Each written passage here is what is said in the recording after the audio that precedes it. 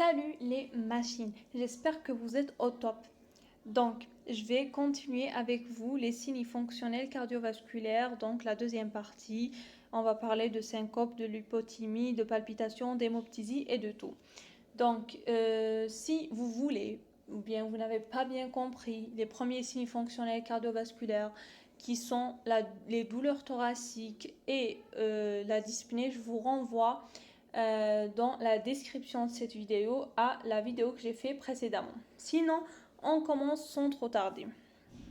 Donc, d'abord, on va parler de syncope et de lipotymie. Il faut savoir que la syncope et la lipotymie sont toutes les deux des pertes de connaissance brèves. C'est des pertes de connaissance brèves. On dit qu'elles ont la même valeur diagnostique, c'est-à-dire elles ont les mêmes causes. Quand on dit la même valeur diagnostique, on veut dire qu'elles ont les mêmes causes. En cas de syncope ou de lipotymie, donc je recherche les mêmes causes. C'est ça que je veux dire. Maintenant, ces deux signes, syncope et lipotymie, sont des alertes. Ce sont des alertes. Donc, si j'ai l'un des deux, je dois chercher la cause. C'est une alerte à la recherche de l'étiologie.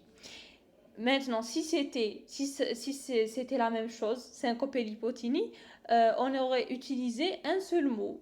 Mais ça s'avère qu'il y a une différence. Donc, c'est quoi la différence entre la syncope et la lipotymie? C'est ce qu'on va voir maintenant. Donc, concentrez-vous avec moi. On va commencer par la syncope. C'est quoi la syncope? La syncope, c'est une perte de connaissance brutale. Là, ce mot, je le souligne. C'est une perte de connaissance brutale sans aucun prodrome. C'est quoi un prodrome? C'est des signes qui précèdent la perte de connaissance. Donc là, il n'y a aucun signe qui va précéder la perte de connaissance. C'est pourquoi on dit que c'est une perte de connaissance brutale sans aucun prodrome, sans aucun signe qui précède cette perte de connaissance. Elle est brève, elle dure quelques secondes à une minute. Puis, il y aura une reprise de connaissance aussi brutale. C'est une reprise de connaissance brutale ou bien une reprise de conscience brutale également. On aura également une reprise de conscience brutale. Donc, c'est une perte de connaissance brutale et une reprise de connaissance ou de conscience brutale. Donc, qu'est-ce qu'on veut dire par brutale? C'est-à-dire la personne, quand elle va s'évanouir ou quand elle va perdre connaissance, elle ne va pas s'appuyer sur quelque chose. Elle ne va pas s'asseoir avant de s'évanouir. Elle ne va pas prévenir son entourage. Donc, elle n'a même pas une sensation qu'elle va s'évanouir. Donc, elle n'a aucun signe qui va lui dire ou bien qui va l'informer qu'elle va s'évanouir. Elle va juste perdre connaissance juste comme ça, brutalement. Maintenant, là, on est dans le cardiovasculaire, c'est-à-dire on parle de syncope de lipotymie d'origine cardiaque, d'origine cardiovasculaire. Maintenant, on pourrait avoir par exemple une syncope, bien une lipotymie neurologique. Quand c'est neurologique, quand la cause est neurologique, ça c'est juste entre parenthèses pour que vous compreniez mieux. Quand c'est neurologique, vous allez voir que comment dirais-je, la différence, c'est que quand c'est neurologique, la durée, elle est plus longue. Je vais vous donner un exemple, c'est le coma. Qui ne connaît pas le coma? Le coma, c'est une perte de connaissance d'une longue durée, c'est-à-dire c'est très long. C'est plus long que celles qui sont d'origine cardiaque. Maintenant, quel est le problème? Quelle est la cause? Pourquoi il y a cette perte de connaissance brève? Ces pertes de connaissance brève, leur cause, c'est un problème circulatoire. C'est pourquoi on va les étudier dans les signes cardiovasculaires. C'est une cause, c'est un problème circulatoire. C'est un problème circulatoire. Pourquoi? Parce qu'on a une déjà on a une baisse du débit cardiaque. Cette baisse du débit cardiaque, elle va entraîner une hypoperfusion cérébrale, c'est-à-dire le cerveau ne reçoit pas assez d'oxygène brutalement. Là, on utilise toujours le terme brutal, c'est-à-dire c'est d'une façon brutale, le cerveau ne va pas recevoir pour un laps de temps de l'oxygène, pour quelques secondes ou quelques secondes jusqu'à max déjà quelques secondes ou bien une minute, le cerveau ne va pas recevoir assez d'oxygène ou bien voilà, il va pas recevoir assez d'oxygène. Donc cette baisse, cette hypoperfusion, elle va nous entraîner ces pertes de connaissances brèves.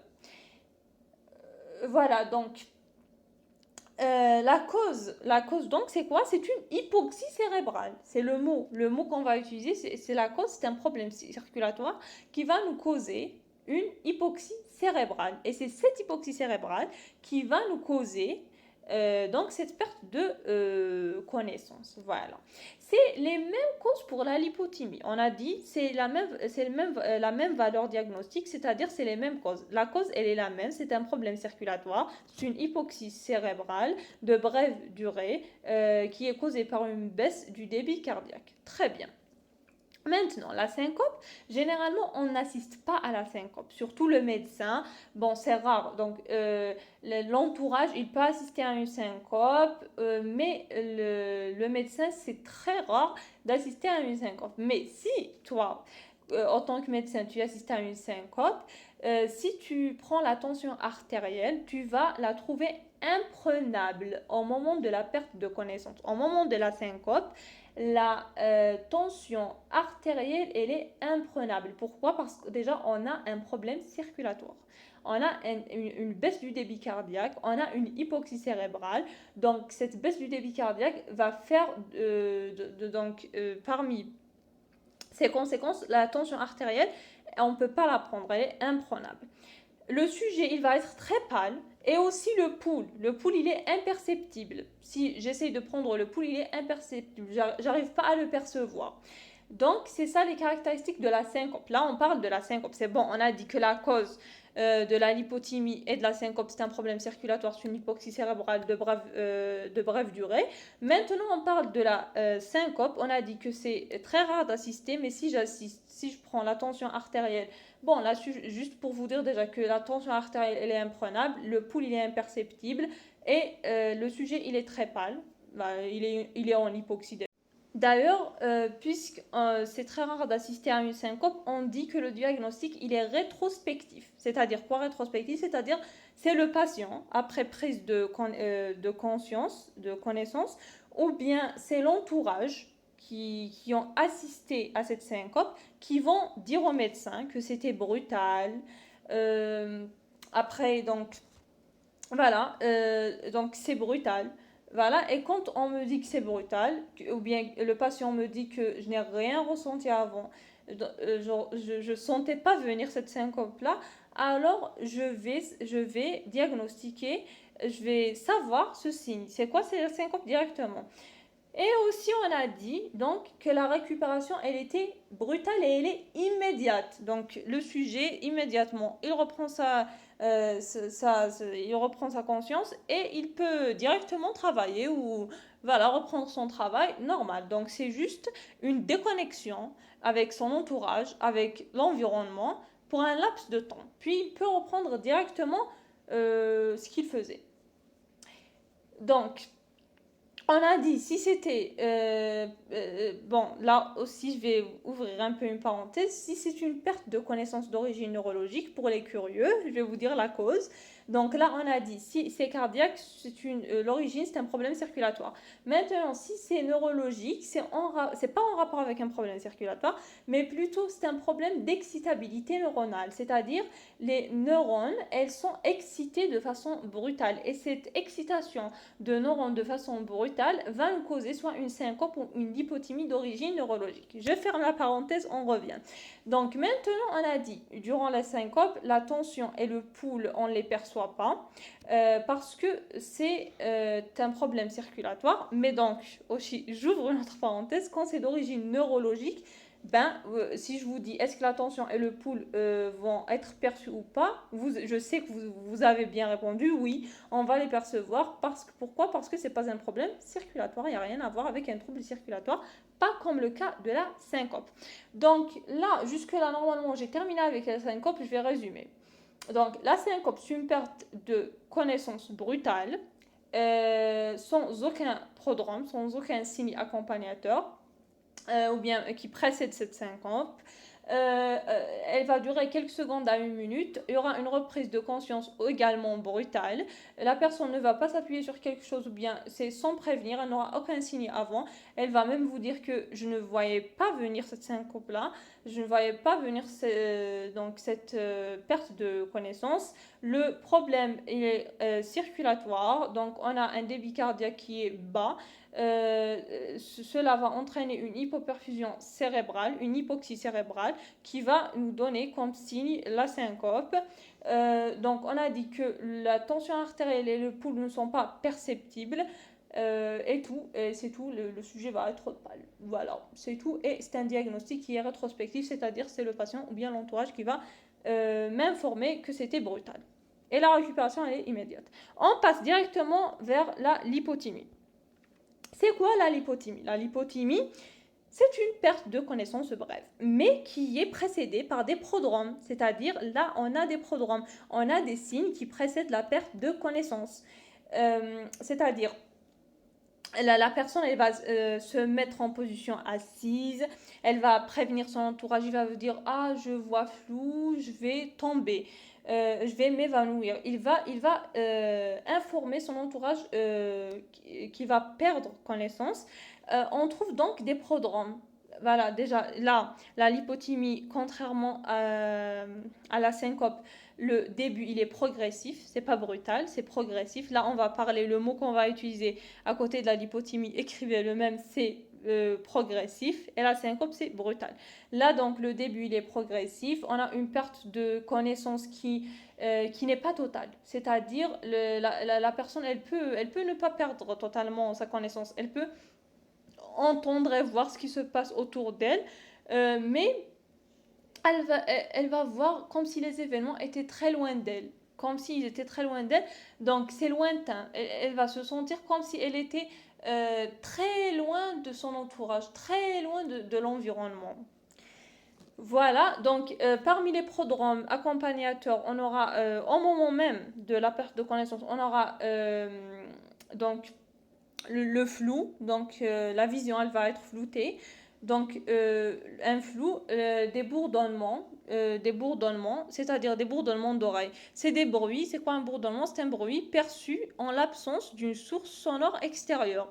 Généralement, c'est des bruits, ou bien c'est des sons aigus. C'est des sons aigus.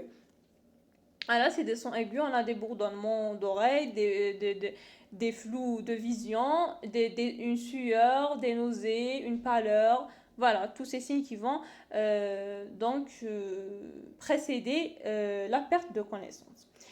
Voilà, donc là, le pouls, il est difficilement perceptible, il est très petit. La tension artérielle, elle est très basse. On est en hypoperfusion, bien sûr, c'est un problème parce que c'est un problème circulatoire. Donc, on est en hypoperfusion. Mais cette hypoperfusion, là dans la lipothymie, elle n'est pas complète au niveau du cerveau. Cette hypoxie du cerveau, elle n'est pas complète durant ce laps de temps, durant ces quelques minutes, parce que là, elle va durer quelques minutes, mais c'est une hypoperfusion qui n'est pas complète au niveau du cerveau. Donc le sang va arriver, mais pas avec une quantité très très très petite, et on aura donc l'O2, il ne va pas arriver vraiment. Donc on aura aussi une hypoxie, un problème circulatoire. La durée ici c'est quelques minutes, et la récupération aussi, vous l'avez deviné, elle est progressive. Voilà, donc aussi il y aura une asthénie post-crise. Là, après cette crise-là de l'hypothymie, on aura une fatigue. C'est-à-dire, le sujet, il ne va pas reprendre son activité directement, mais il va la reprendre doucement et difficilement. C'est pas comme durant la syncope où je vous ai dit, il peut reprendre directement. Donc là, c'est doucement qu'il va reprendre sa connaissance entière et sa conscience entièrement.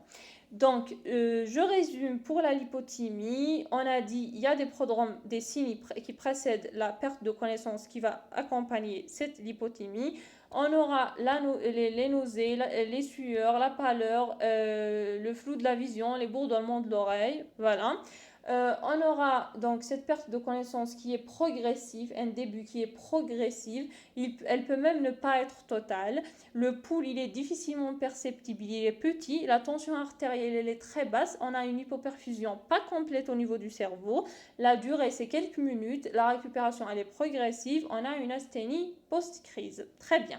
Maintenant, on va voir les étiologies. Les étiologies à rechercher, les causes à rechercher. On a dit qu'on va rechercher les mêmes causes, soit pour la lipothymie ou bien pour les syncopes. On a dit qu'elles ont la même valeur diagnostique, donc on va rechercher les mêmes causes. Donc là, quand je vais expliquer, quand je dis syncope ou lipothymie, c'est la même chose, est égal.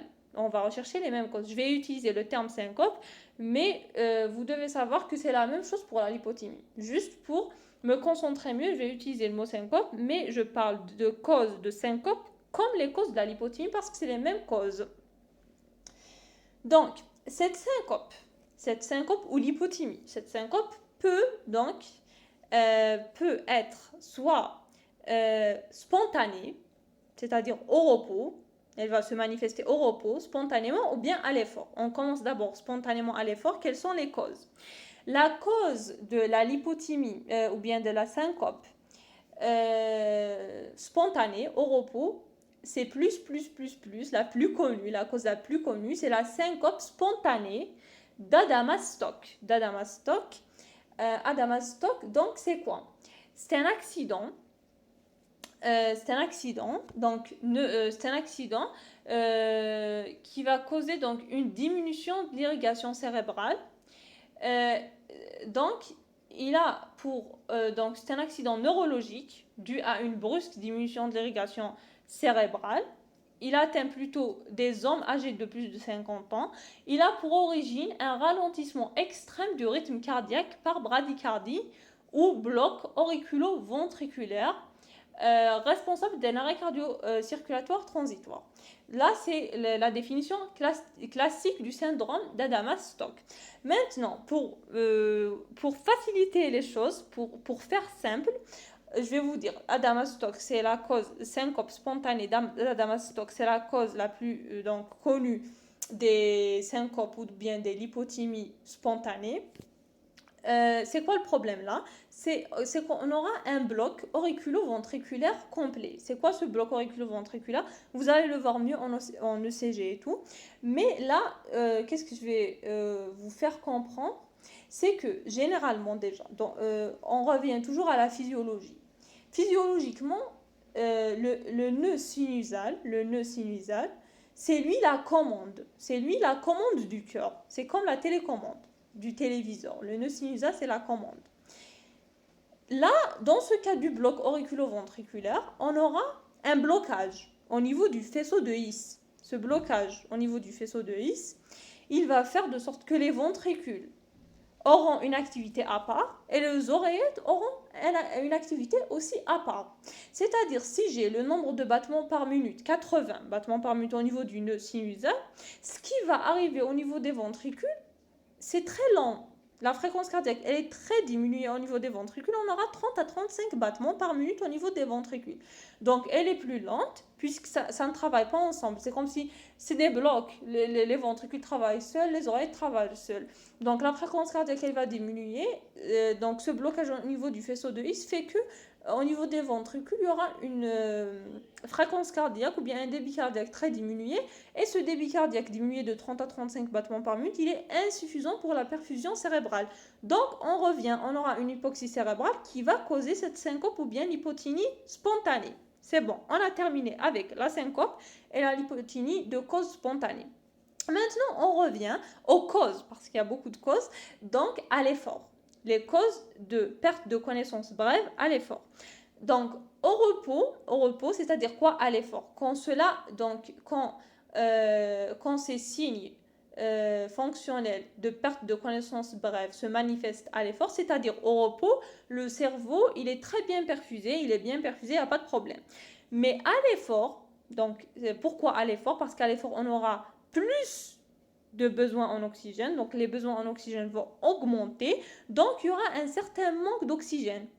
Par exemple, je vais vous donner maintenant des exemples de pathologies, de causes qui vont nous donner une syncope ou bien une hypotonie à l'effort.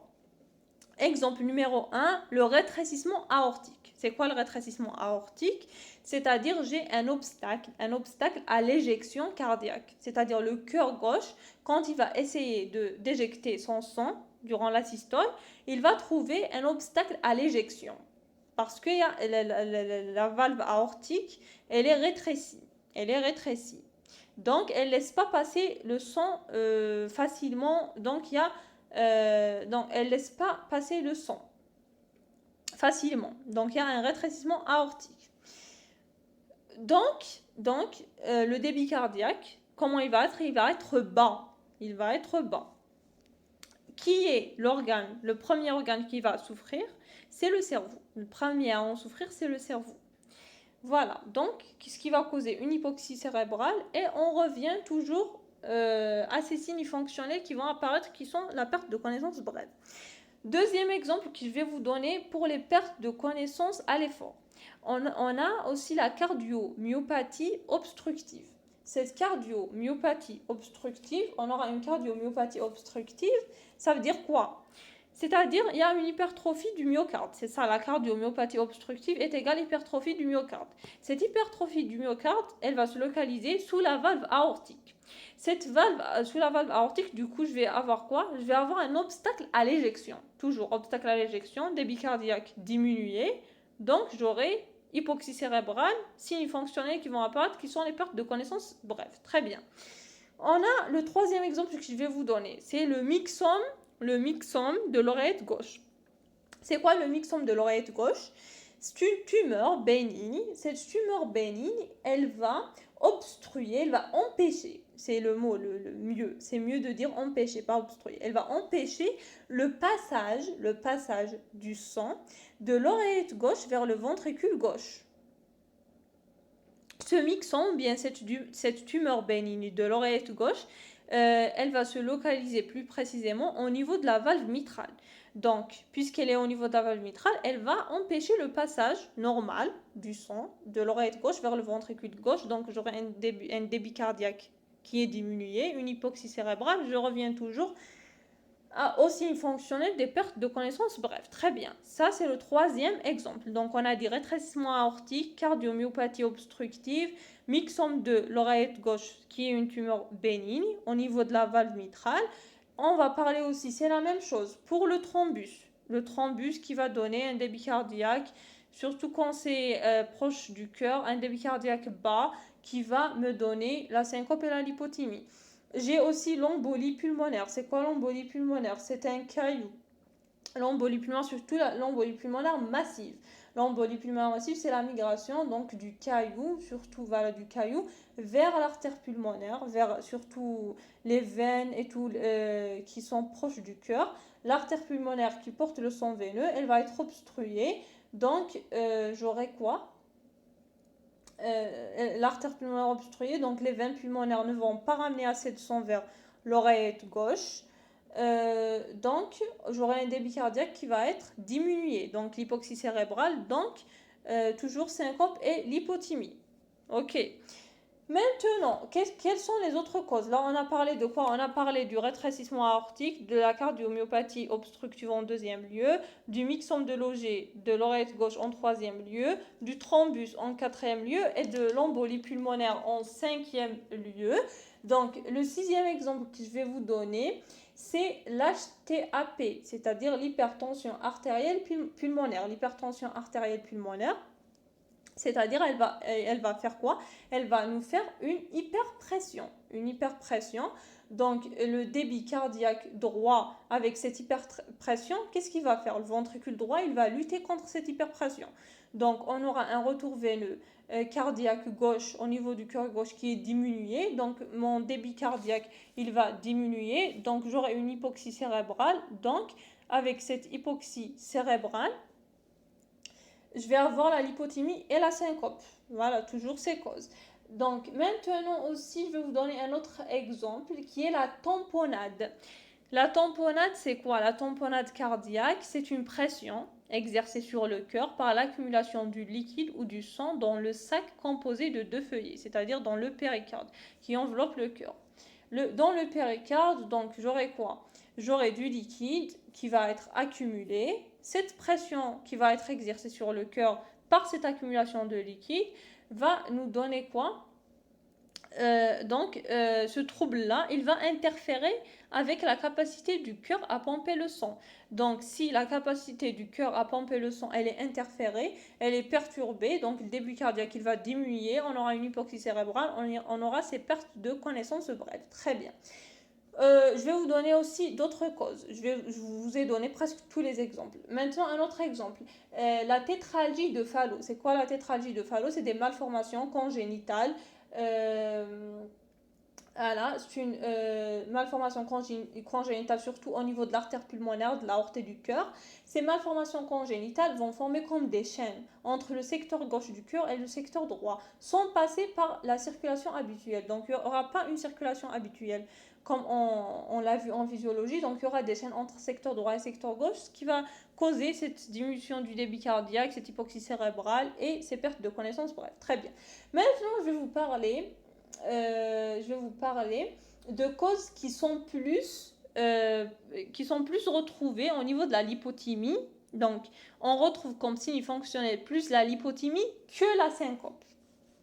On a un exemple qui est l'hypotension orthostatique. C'est-à-dire, c'est quoi l'hypotension orthostatique? Je suis à la position couchée, en décubitus dorsal. Puis je me mets debout. Puis je vais me mettre debout en orthostatisme. Donc là, j'aurai une hypotension. Quand je vais me mettre de la position couchée du décubitus dorsal à l'orthostatisme, j'aurai une hypotension. Qui est due à quoi? Elle est due soit, on a deux causes, soit à des médicaments antihypertenseurs qui vont me donner ça, cette hypotension orthostatique, soit c'est pathologique. Je vais vous donner un exemple chez le diabétique un ancien diabétique, il aura un problème de dysautonomie. C'est quoi ce problème de dysautonomie? Chez une personne normale, la tension, quand je me mets debout, qu'est-ce qui va changer? La tension, elle est presque la même déjà. Chez une personne normale, quand je suis en décubitus dorsal, allongé ou bien en orthostatisme debout, la tension, elle est presque la même. C'est-à-dire, il y a une adaptation. Il y a une adaptation. C'est-à-dire, il y aura un retour veineux plus important, il y aura une contraction musculaire, et donc cette tension, elle va être presque la même. Mais chez les diabétiques anciens, par exemple, il y a un problème de dysautonomie. C'est-à-dire, on va pas avoir la même tension en décubitus dorsal et en orthostatisme rapidement. Ça prend un temps. Euh, voilà, ça prend un temps. Dans ces différentes positions, c'est pas la même chose. Donc, le diabétique, quand il va se lever après être allongé, il va être obligé de s'appuyer sur quelque chose. Voilà, donc il aura cette hypotension orthostatique. Très bien. Je vais vous rajouter une deuxième cause quand on retrouve plus, où on retrouve plus comme signe fonctionnel la lipothymie que la syncope. C'est ce qu'on appelle l'hyperréflectivité du sinus carotidien. Vous connaissez le sinus carotidien. Il est doté de barorécepteurs. Donc, quand il y aura une hyperréflectivité de ces barorécepteurs, ils vont faire quoi? Ils vont stimuler le système parasympathique. Le système parasympathique qui est plus, donc il va plus jouer sur la bradycardie. Donc, on aura une bradycardie. Voilà. Voilà, une bradycardie qui est prépondérante. Alors, on aura une bradycardie plus prépondérante. Donc là, je vais vous donner un exemple d'hyperréflectivité du sinus carotidien. Par exemple, chez certaines personnes elles vont avoir du mal à porter des cache-colles, etc. Parce que leurs barorécepteurs, ils sont très très réflexifs. Il y a une stimulation excessive du parasympathique, ce qui va me donner plus une bradycardie. Voilà, donc vous savez que la fréquence cardiaque, elle est équilibrée donc elle est équilibrée par quoi? Par deux systèmes, le sympathique et le parasympathique. Et il doit y avoir un équilibre entre eux. Mais si j'ai, par exemple, une bradycardie prépondérante, c'est-à-dire un parasympathique plus stimulé que le sympathique, si j'ai une hyperflexivité de ces barorécepteurs, j'aurai plus une bradycardie, c'est-à-dire la fréquence cardiaque, elle n'est pas trop normale. C'est ça. Donc maintenant, je vais vous donner la dernière cause de l'hypotonie et même de la syncope par là. C'est une cause donc, qui va nous donner soit la syncope, soit la hypotonie. C'est l'émotion importante. L'émotion importante, elle va faire quoi? Elle va inhiber le système sympathique et elle va stimuler le système parasympathique. Le parasympathique, il va prendre le dessus. Donc là aussi, il n'y aura pas un équilibre de la fréquence cardiaque. Il n'y aura pas un équilibre entre la stimulation du sympathique et du parasympathique. Le parasympathique, il va prendre le dessus. Là, dans ce cas-là, donc on parle de syncope vasovagale ou bien de l'hypothymie vasovagale. Vasovagale. Donc, je vais vous donner l'exemple de l'anxiété, des chocs émotionnels, etc. Donc, on aura aussi, dans ce cas-là, il peut y avoir une syncope, une hypothymie, etc.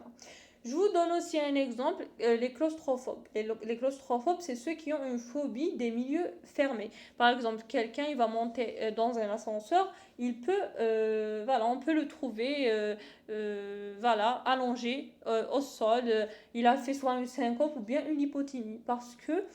Pourquoi? Parce que, donc, il a eu une émotion importante, une anxiété, un choc qui a fait de sorte d'inhiber le sympathique. Le parasympathique, il a pris le dessus.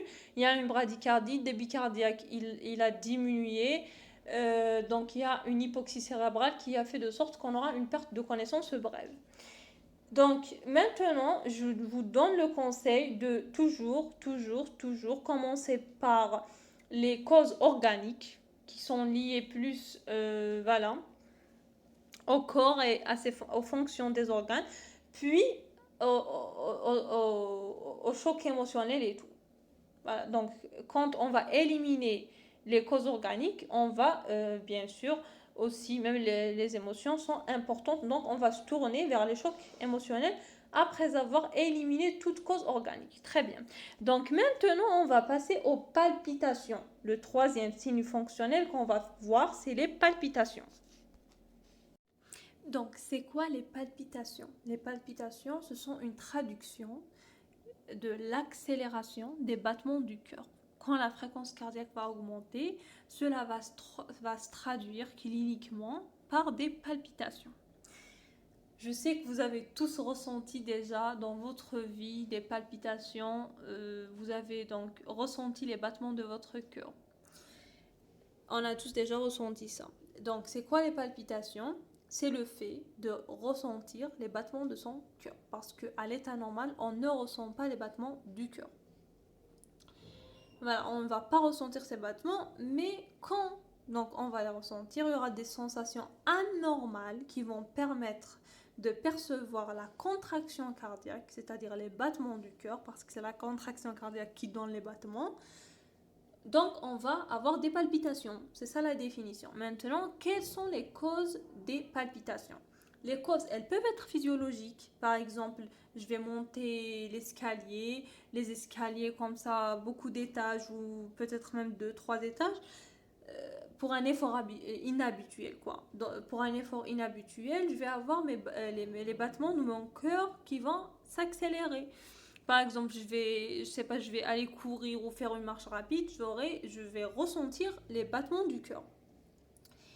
Maintenant, il peut aussi être, parmi aussi les causes physiologiques, je pourrais avoir des émotions. Par exemple, en cas de stress, je pourrais avoir des palpitations. Par exemple, si je suis amoureuse de quelqu'un, je peux avoir aussi des palpitations, etc. Donc, il y a des causes physiologiques. Quand c'est physiologique, comment cela va se traduire? C'est-à-dire, la fréquence cardiaque, elle va augmenter.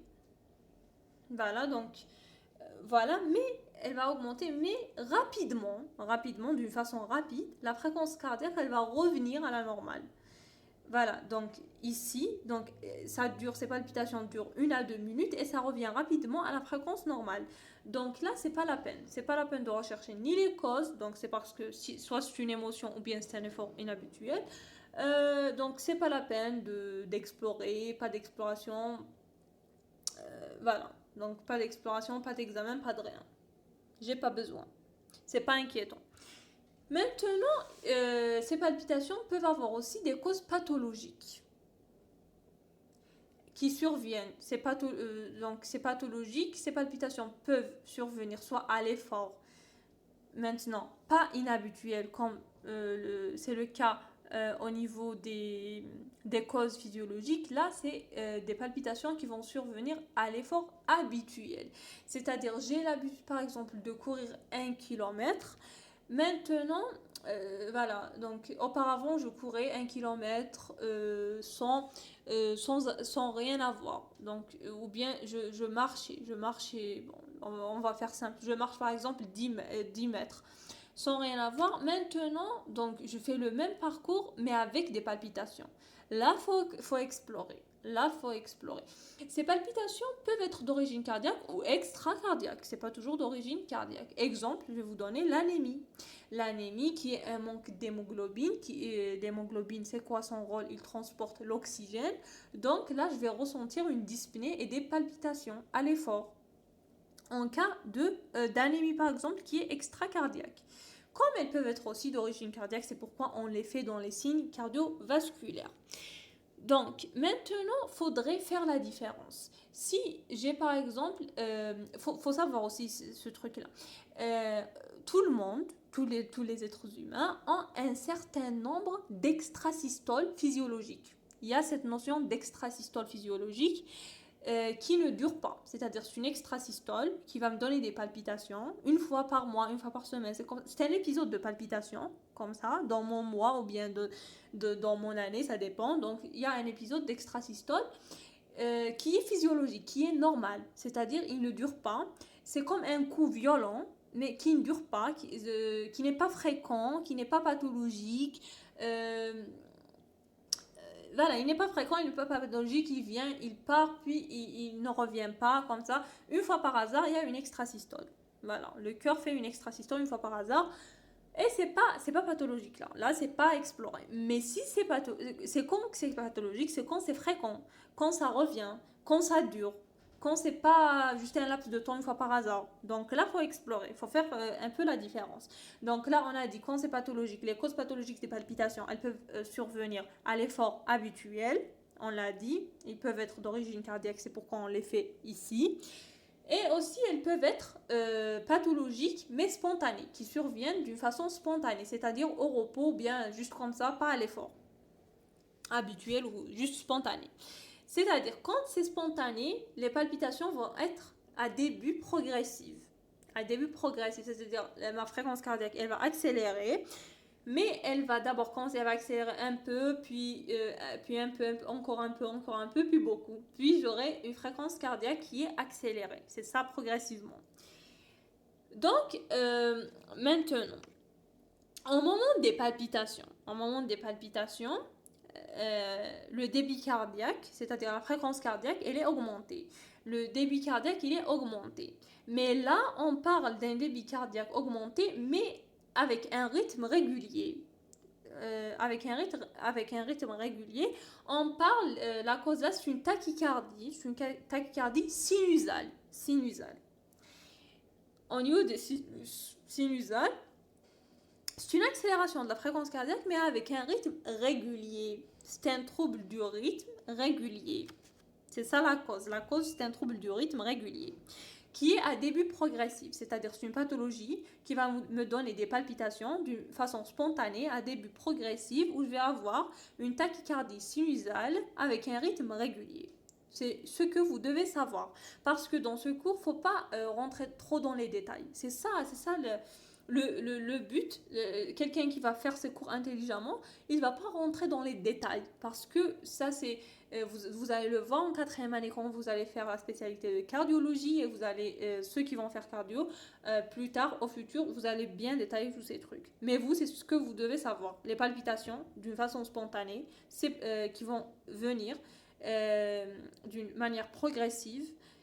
J'aurai une fréquence cardiaque qui est augmentée, une tachycardie sinusale. Pourquoi je ne vais pas vous expliquer tout ça d'une façon très détaillée? Parce que la tachycardie sinusale, vous allez la voir quand vous allez faire l'ECG, les pathologies de l'ECG. Et c'est pas dans votre programme de faire les pathologies de l'ECG. Vous faites juste l'ECG normal.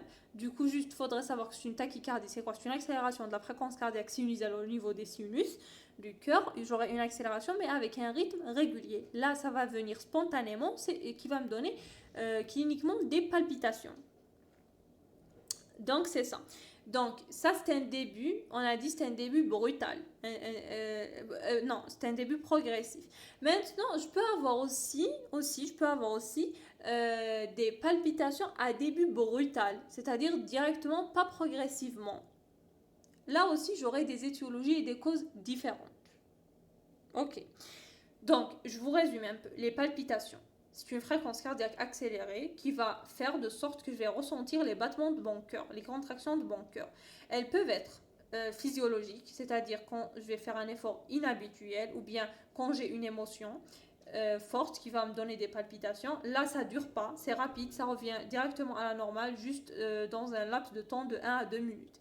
Maintenant, c'est la pathologie qui nous intéresse. Pathologiquement, ces palpitations peuvent survenir soit à l'effort habituel, c'est-à-dire c'est un problème cardiaque, soit elles peuvent survenir spontanément, mais soit à début progressif ou bien à début brutal. À début progressif, c'est la tachycardie sinusale, c'est-à-dire c'est une fréquence cardiaque augmentée, mais avec un rythme régulier. C'est progressivement, c'est régulier. Elles peuvent être à début brutal, c'est d'autres causes. Ok. La fréquence cardiaque, elle est régulière.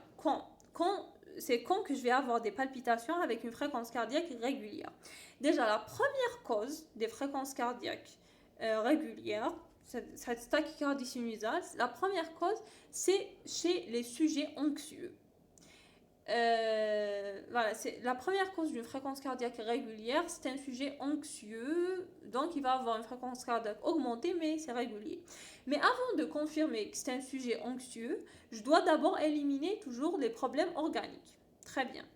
Aussi, la fréquence cardiaque régulière, je vais l'avoir aussi dans l'hyperthyroïdie. C'est une accélération, je sais que l'hyperthyroïdie va me donner une accélération de la fréquence cardiaque, qui va se traduire cliniquement quand vous allez ausculter. Vous allez avoir des palpitations et même votre malade va vous apporter ces palpitations, il va vous apporter ce signal, il va même vous le dire parce qu'il le ressent. Maintenant, on a le début brusque.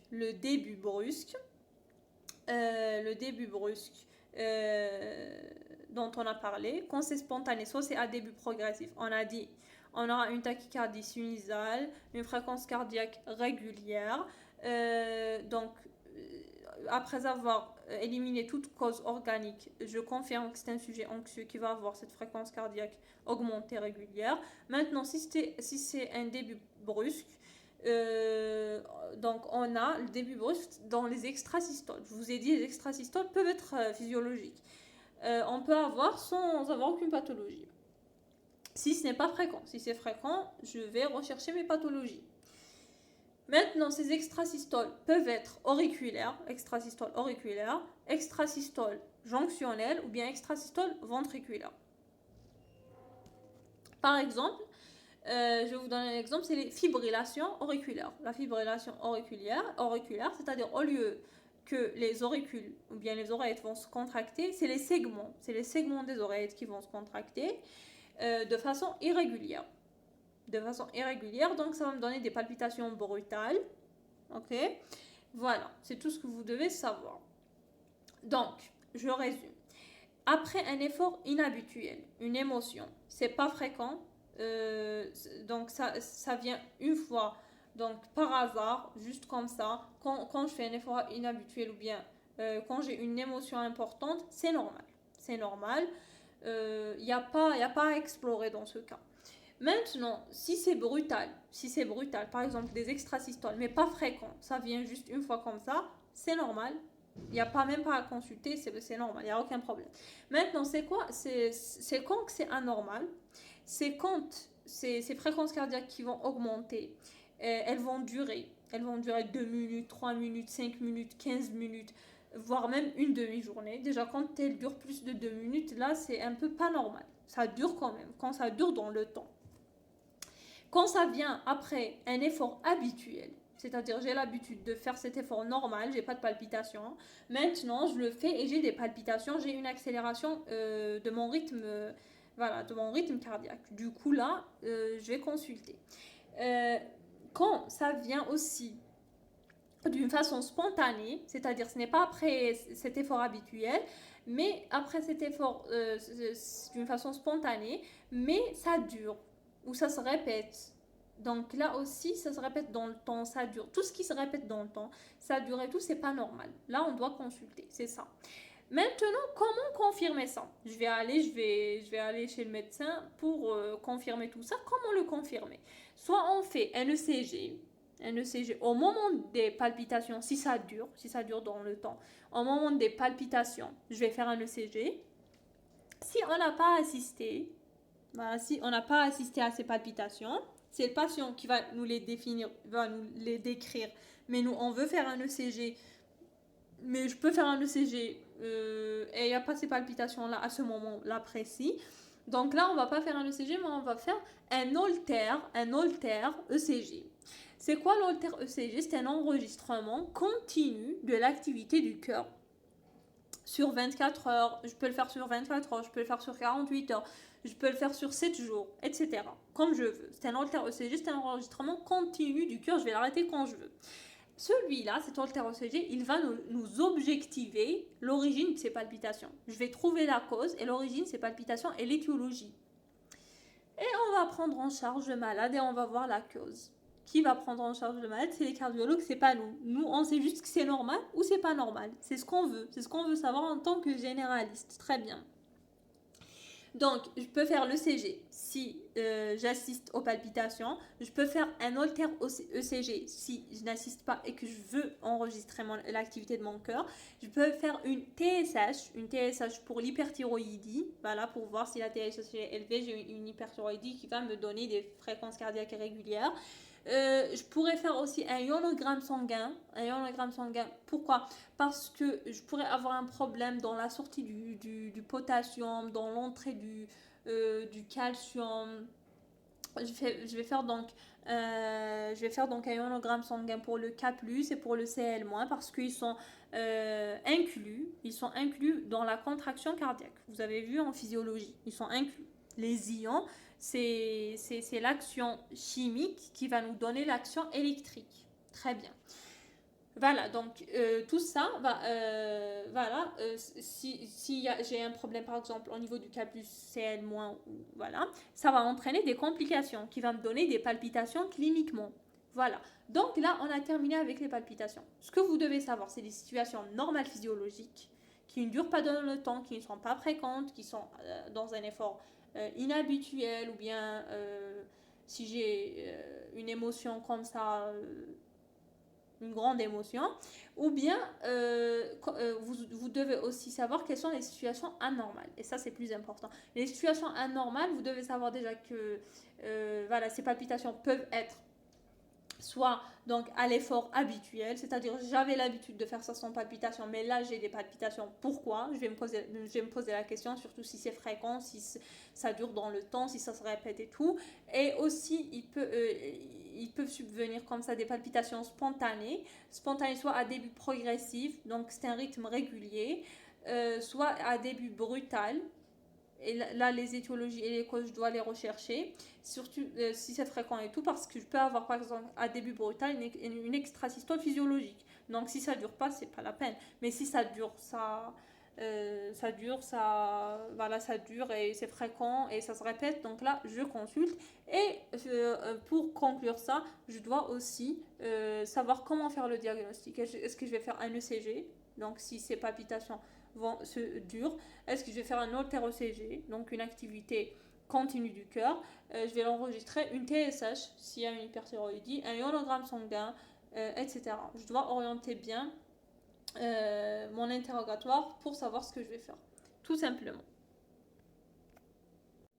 On passe à l'hémoptysie. C'est quoi l'hémoptysie? La définition de l'hémoptysie, c'est le rejet par la bouche de sang provenant par les voies aériennes après un effort de toux. Les symptômes fréquents, donc c'est un symptôme, l'hémoptysie est un symptôme fréquent dans les pathologies respiratoires mais il y a quelques pathologies cardiaques qui peuvent entraîner de l'hémoptysie. On parle essentiellement de pathologies cardiaques du cœur gauche. On ne parle pas du cœur droit, c'est principalement les pathologies du cœur gauche qui vont donner l'hémoptysie. Par exemple, une hyperpression pulmonaire qui va nous donner un œdème aigu du poumon, l'OAP, qu'on a déjà fait. Donc, l'hyperpression pulmonaire va nous donner un œdème aigu du poumon, une dyspnée aiguë, donc qui va s'accompagner de quoi? D'une ectasie, c'est-à-dire une dilatation anormale des branches du poumon. C'est ça l'ectasie. Et donc, cette ectasie donc des branches, et cette ectasie veineuse, à cause de l'hyperpression pulmonaire, elle va entraîner des chaînes artério-veineuses, et ces chaînes artério-veineuses, elles vont laisser passer du sang. Elles peuvent laisser passer du sang qui peut donc le sujet peut rejeter du sang à cause de ça, à cause de ces chaînes artério-veineuses causées par l'ectasie et la dilatation anormale donc de cet organe qui est le poumon par l'hyperpression. Très bien. Donc on a les pathologies fréquentes qui vont vous donner une hémoptysie, peut-être, ils vont vous donner une hémoptysie qui sont dues à des pathologies du cœur gauche. On a parlé, on a dit c'est pas le droit, c'est le cœur gauche. On a l'OAP, l'œdème aigu du poumon, et le rétrécissement mitral. C'est quoi le rétrécissement mitral? On a la valve mitrale entre l'oreillette gauche et le ventricule gauche. Si j'ai un rétrécissement mitral, c'est-à-dire le sang il va pas passer complètement de l'oreillette gauche vers le ventricule gauche. Lors de quoi? Lors de la diastole. Donc j'ai ce rétrécissement. Donc c'est un problème à l'ouverture. Voilà. Donc j'aurai peut-être passage de sang. Un passage de sang, des chaînes artério-veineuses, des passages de sang qui va m'entraîner, donc il y aura une hyperpression même dans ce cas, qui va m'entraîner l'hémoptysie, qui peut être de faible ou de grande abondance. Donc il peut être le sang il peut être rouge ou rose et saumonné, il peut être un liquide juste teinté comme ça en rose, tout ce rose, tout ce rouge, ça nous informe sur la présence de globules rouges. Voilà. Donc, principalement, c'est ça pour l'hémoptysie. D'origine cardiaque, OAP, RM, rétrécissement mitral, pathologie du cœur gauche, voilà. Et voilà, c'est tout. Maintenant, on va voir le dernier symptôme de cette vidéo qui est le dernier signe de cette vidéo qui est la toux. La toux. Donc la toux, elle est souvent aussi d'origine pulmonaire, mais elle peut être aussi d'origine cardiaque. C'est principalement le même principe que l'hémoptysie. Donc c'est une hyperpression au niveau de la circulation pulmonaire. C'est comme l'hémoptysie qui va entraîner l'irritation des bronches, une irritation bronchique. Puis on aura une toux. Mais comment différencier l'origine cardiaque et l'origine pulmonaire? Il y a des caractéristiques qui sont d'origine cardiaque. Une toux qui est d'origine cardiaque, elle a des caractéristiques. Quelles sont ces caractéristiques? Déjà, elle survient à l'effort. Le plus souvent, c'est à l'effort. Quand le début cardiaque, il va augmenter et tout. Donc, on pourrait avoir une toux, voilà. Ou bien elle peut aussi survenir en position couchée, en décubitus dorsal. La pression pulmonaire, elle pourra donc augmenter. Donc, elle peut s'accompagner, si la pression pulmonaire elle va augmenter, donc je pourrais avoir une toux comme ça. Elle va s'accompagner peut-être d'hémoptysie. Alors, on aura des crachats hémoptoïdes et tout. Donc, ou bien elle peut être sèche. Elle peut être sèche, voilà. On a parlé. Donc, si elle s'accompagne d'hémoptysie, une toux qui s'accompagne d'hémoptysie, c'est vraiment étroitement lié, hein, l'hémoptysie et la toux. Donc, parce que l'hémoptysie, elle survient après la toux, après un effort de toux. Donc là, par exemple, on a parlé d'insuffisance cardiaque gauche quand on a une cardiopathie, une pathologie cardiaque au niveau du cœur gauche, donc une insuffisance cardiaque gauche. Donc on pourra avoir une toux nocturne d'origine cardiaque. Donc là, il faut aller chez le cardiologue et ajuster son traitement pour ne plus avoir cette toux cardiaque. Et comme on a dit, insuffisance cardiaque gauche est égale OAP, est égale l'œdème aigu du poumon. Donc c'est une noyade des branches des alvéoles du poumon, donc par l'eau. Donc à la place de l'air, j'aurai de l'eau au niveau des branches du poumon. C'est ça l'OAP, c'est une noyade par un liquide. Donc on aura ce liquide qui peut être mélangé avec du sang si j'ai des chaînes artério-veineuses. Donc je pourrais avoir des toux. Voilà, je pourrais déjà avoir une toux. Voilà, si c'est qu'un liquide par exemple, j'aurais déjà voilà, une toux, parce que si à la place de l'air j'ai de l'eau, ça va me faire déjà, voilà, il y aura déjà des douleurs et je pourrais avoir une toux. C'est ce qu'on appelle la toux cardiaque. Voilà, c'est la toux cardiaque, c'est le même principe. Donc, insuffisance cardiaque gauche, c'est le même principe avec l'OAP. OAP ou bien voilà, insuffisance cardiaque gauche, je pourrais avoir une toux. Voilà. Et même durant l'OAP, soit voilà, on aura des crachats mousseux parce qu'il y aura de l'eau et de l'air qui vont se mélanger. Donc, j'aurai des crachats mousseux qui vont ressortir après une toux. Ou bien, peut-être ça va s'accompagner avec une hémoptysie avec du sang. Voilà, donc c'est tout pour cette vidéo. J'espère que je vous ai aidé, j'espère que je vous ai donné au moins le minimum, voilà, au moins une information valable. Sinon, je vous remercie pour votre attention. N'hésitez pas à me dire dans les commentaires votre avis, vos commentaires, un surplus, plus d'informations. Si j'ai fait des fautes, n'hésitez pas à me corriger. Je suis toujours étudiante. Et je vous remercie pour votre attention. N'hésitez pas de liker cette vidéo, de commenter et de la partager autour de vous pour aider le maximum d'étudiants. Et merci.